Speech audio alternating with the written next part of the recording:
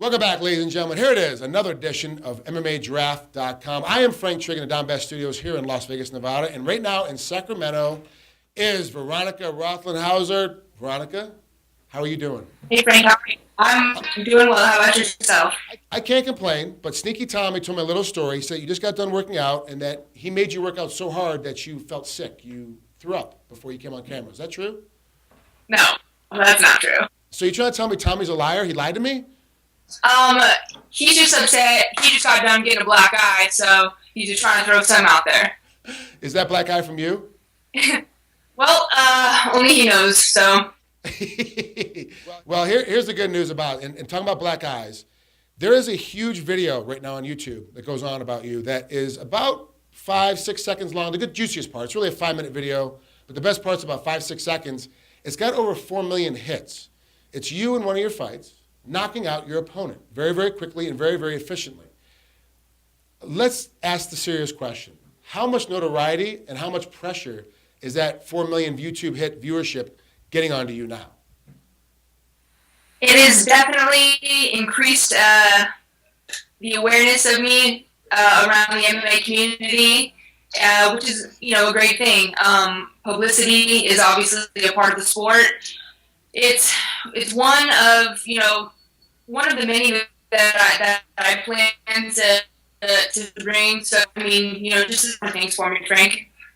And it's kind of weird for me because most girls that come into MMA, they go, look, I started on boxing, did a little taekwondo, did some karate, and then now I started some jiu-jitsu just as a safety measure, and now all of a sudden I'm in fighting.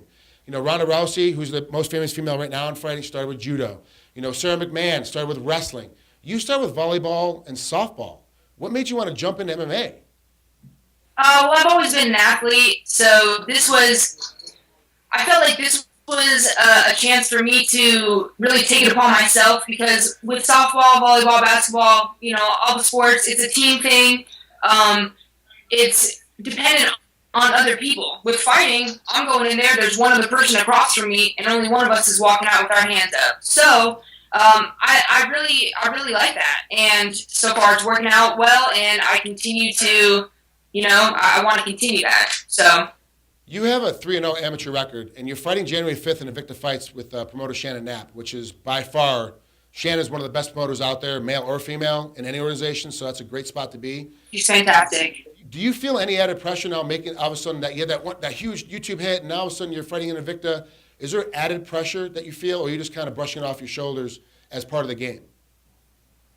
I feel like it happened in my second fight as well. So people have said, oh, well, let's make it 3-5 seconds. But that's not what I'm about. I'm going to go in there and I'm going to do me. And if it results in a 5-second knockout, then fantastic. If I go, all 3 rounds, that's fine too. I'm going to go in there and do my thing, and we'll see what happens. So. Now, a lot of the guys that train Team Alpha Male, where you work out as well, a lot of the guys always say that Uriah Faber is one of the guys that really helps them out, and any kind of added extras that they don't really understand, they always lean on him to kind of explain to them what's going on. So do you lean on Uriah too, like the rest of the guys? You go in there and go, look, this is one of the things I'm questioning, pressure, media, doing interviews like this, not only training. Does everyone kind of rely on Uriah Faber in that sense? No, Uriah, he's awesome. He's incredibly helpful, whether it's during training or about the fight game.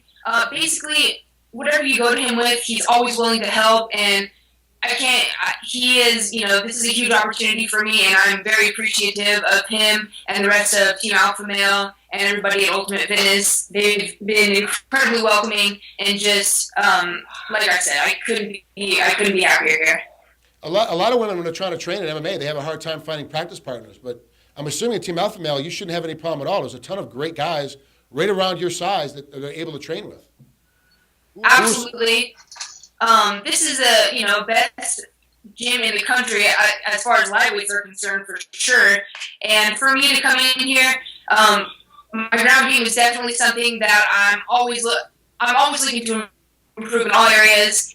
And the fact that I can come in here and roll with these guys, and it's fantastic. It's really right now this is the best thing that could happen for me. So, like I said, truly blessed. Well, we've all seen the news. Ronda Rousey signs with the UFC. She's the only female fighter right now, and that's at 135. You fight at 145. The UFC more than likely is going to expand. They're going to get more weight classes in for the women. Do you see yourself making that move over to the UFC eventually at the 145-pound weight class? Absolutely. Yes. 135 is the only weight class, like you said, they have right now.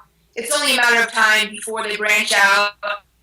And 135 isn't the only weight class that can bring the excitement and the show that UFC fans are looking for. So like you said, I have my fight January 5th with Invicta, and hopefully that'll be my opportunity to really shine and show everybody what I got. And I mean, UFC is only a hop, skip, and jump away now that Shannon's dealing with them and Ronda's in, so it's only a matter of time. I'm very excited about the future. I got to be honest with you. I've seen all your fights. I'm very excited about seeing you fight January 5th for Invicta. I'm not going to be there, unfortunately. I'm going to have to watch it at home on the internet, like all the other schmeals that can't make it out to Kansas City. But I got to be honest with you. If the UFC does expand to 145, I got to think that you're going to be one of the first ladies who are trying to pick up. You have that style, you have the look, and you have the attitude that is indicative of a female fighter that can actually help promote the sport and help expand it. As much as Shannon Knapp has been doing with Invicta, you'll be able to do that on your own if the UFC does decide to call you. I really, really believe that you're going to be one of the first ladies that they'll call for the 145-pound weight class. Thank you so much. I appreciate that, Frank. I definitely hope so. Well, Veronica, this being only your third or fourth interview you've ever done, I got to be honest with you, you did a great job. You're very articulate, you're very smart, and the only thing that you have going against you is the fact that you're friends with Sneaky Tommy. Other than that, everything else is fine.